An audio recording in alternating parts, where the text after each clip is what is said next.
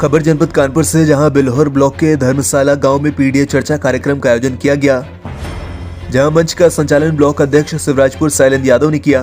PDA कार्यक्रम का आयोजन प्रदेश सचिव युवजन सभा के आशीष सिंह यादव उर्फ चटरू एवं स्थानीय युवा नेता अशरफ अली और प्रदीप सविता के नेतृत्व में किया गया।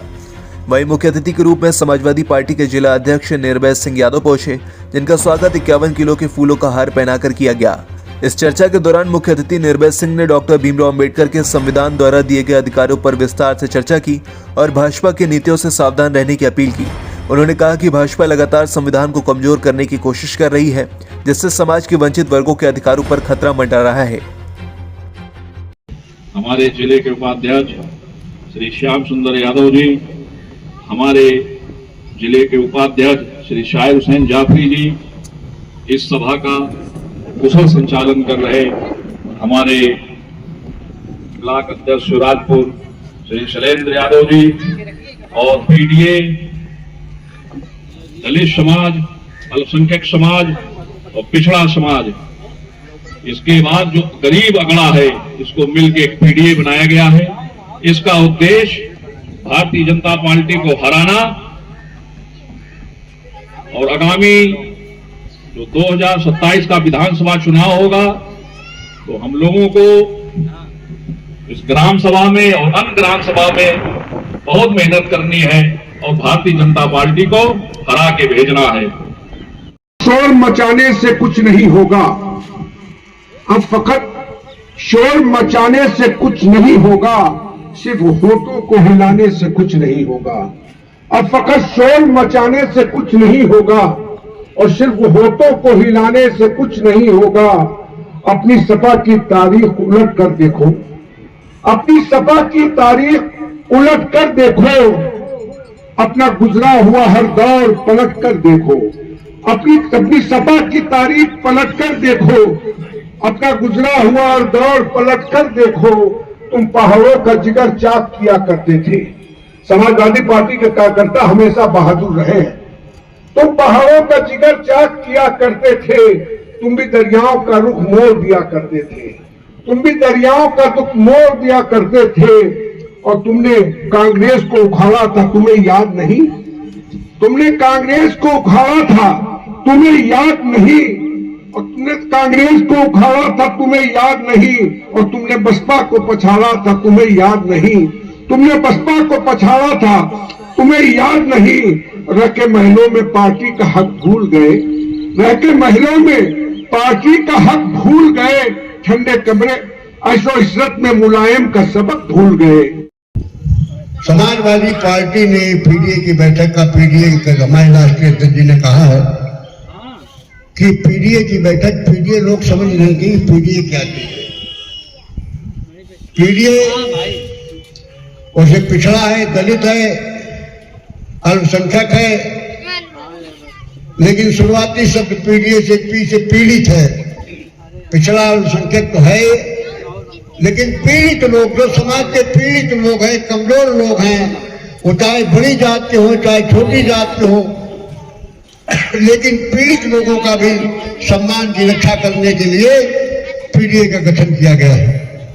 इसका निर्माण की आवश्यकता क्यों पड़ी? आज जब देश में, समाज में चारों तरफ उथल पुथल है, आदमी जो गांव देश का नागरिक है, देश के लिए कुर्बानी करता है, जान लड़ाता है, उसको सब शक की निगाह से देखा जाता है, उस पर लोग शक करते हैं। ये जब देश आजाद हुआ था 77 साल पहले, तो देश का बंटवारा हुआ था और देश के बंटवारे में लोगों ने कहा कि मुसलमान लोग पाकिस्तान में आएंगे, लोग हिंदुस्तान में रहेंगे। तो हमारे पुरखे, हमारे बुजुर्ग मौलाना आजाद शरीफों ने दिल्ली से कहा था, अरे देश के मुसलमानों, तुम्हें लाल किले की कसम है, तुम्हें ताजमहल की कसम है, तुम्हें अपने पुरखों की कसम है, तुम्हारे पुरखे जो शरीर में, जमीन में दफन है, इनकी कसम है, अपने देश को छोड़ के मत जाना, तुम अपने भारत में रहना। तो हमारे देश का मुसलमान इस बात के लिए तैयार हुआ था कि हम भारत में रहेंगे, यहाँ हमारे पुरखे गए हैं, जो जमीन हमारे पुरखे गए हैं, हम पुरखों की जमीनों को, उनकी कब्रों को तोड़कर हम देश के बाहर नहीं जाएंगे। पर मुसलमान ने देश में रहना स्वीकार किया था। आज क्या स्थिति है? आज समय ऐसा आया कि आज मुसलमान जो देश के नागरिक हैं, आज उनको शक की निगाह से देखा जा रहा है। एक ऐसी पार्टी की सरकार आई जो दोस्तों मुसलमानों की शक की निगाह से देख रही है। आप बताइए, मुसलमान शक की निगाह से देखने वाली चीज है? देश की आजादी की लड़ाई लड़ी हो, चाहे देश के जंगे मैदान में लड़ाई लड़ी गई हो, चाहे वीर अब्दुल हमीद हो, चाहे शहनवाज हो, लोगों ने देश की आजादी के लिए अपनी जान दी और देश के जज्बे के लिए देश की आज तरक्की में, आज भारत का परमाणु बम बनाने वाला कौन है? आज भारत की मिसाइल बनाने वाला कौन है? अब्दुल कलाम। आज मुसलमान और हिंदुओं ने मिलकर बराबर से कंधे मिलाकर चलते हुए इस देश की तरक्की की, देश की बेहतरी के लिए काम किया। आज ऐसी जालिम सरकार आई, आज ऐसी निकम्मी सरकार आई जो मुसलमानों को सत्य निगाह से देखती है, मुसलमानों को कहती है देश के गद्दार हैं, ये देश के द्रोही हैं, इन्हें देश से खतरा है। आज वो सरकार बैठी है।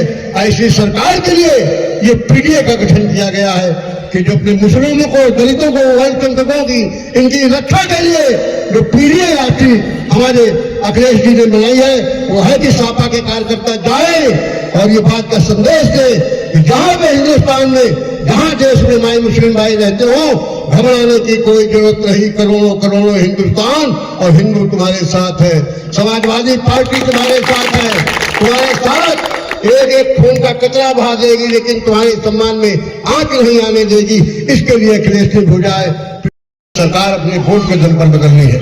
आज तलवारों से, तोपों से लड़ाई नहीं, आज वोटों से लड़ाई होती है। तो हम लोगों की बार की जिम्मेदारी बनती है कि हम ऐसी सरकार बनावे।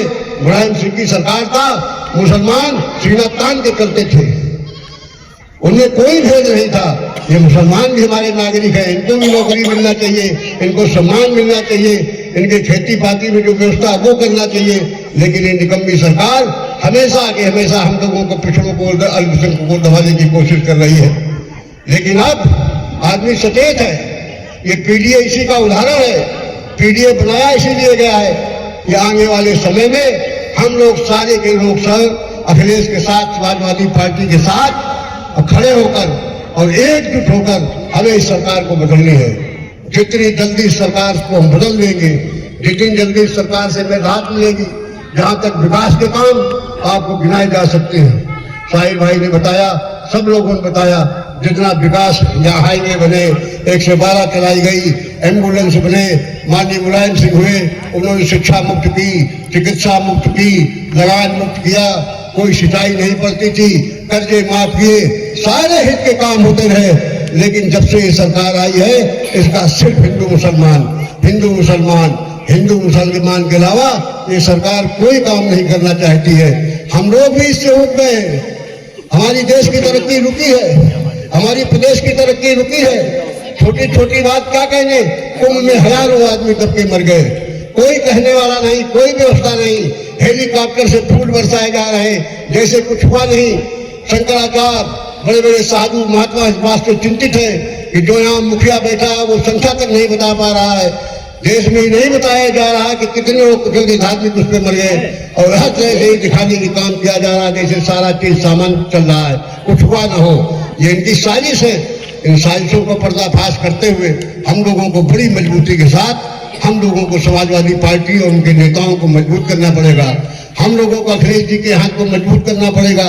हम लोगों के जो क्षेत्रीय नेता समाजवादी पार्टी के हैं, इन लोगों के हाथ को मजबूत करना पड़ेगा और आगे वाले